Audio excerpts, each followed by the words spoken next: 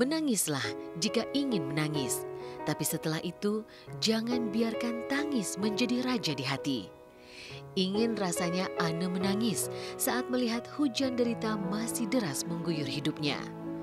Anne masih ingat betapa buasnya kehidupan manusia di bumi ini. Manakalanya satu-satunya toko yang menafkahi hidup keluarga hancur dan hangus dibakar massa. Dan saat itu memang betul-betul kami terpuruk sehingga tahun 98 pun satu-satunya tempat penghasilan kami di Solo juga dibakar massa. Dan disitulah letaknya bahwa saya merasakan bahwa apa yang Tuhan mau dalam hidup saya, mengapa ini semua terjadi dalam hidup saya, sehingga seakan-akan kok dunia itu seperti runtuh.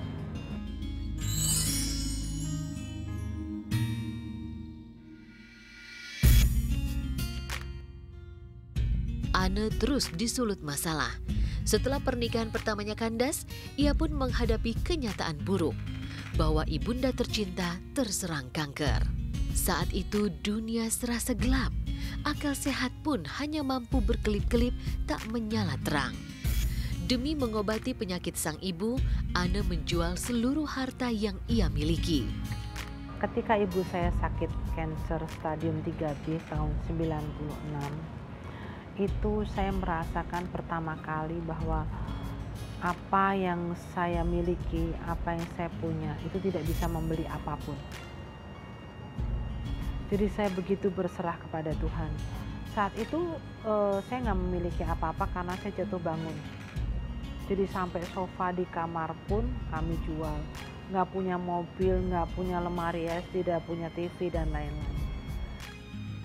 Dan pada perjalanan saya menangani atau saya membantu atau saya memperjuangkan kehidupan ibu saya mendapatkan karunia secara pribadi dari Tuhan.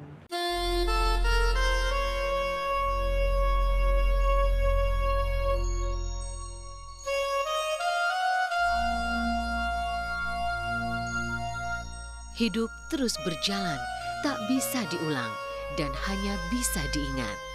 Satu persatu akar kesusahan hidup mulai tercerabut dari hidup Anne Avanti. Semua berjalan berangsur-angsur, tak ada yang seketika. Karena seperti itulah hidup yang mengikuti alur takdir seperti kucuran sungai yang bermuara di laut. Dan Anne belajar dari semua kesulitan.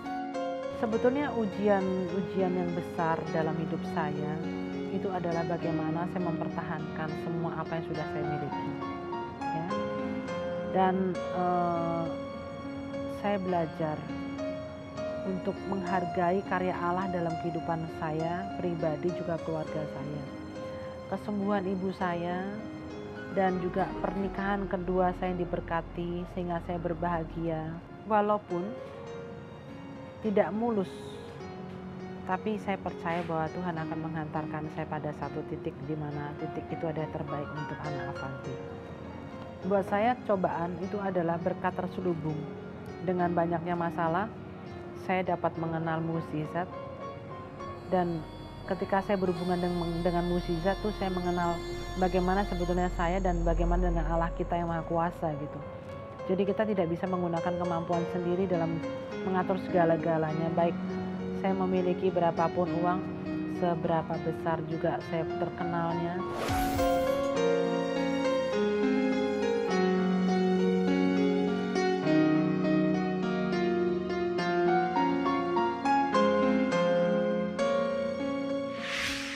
Saya hanya ingin meninggalkan telapak kaki saya untuk dipijak orang lain.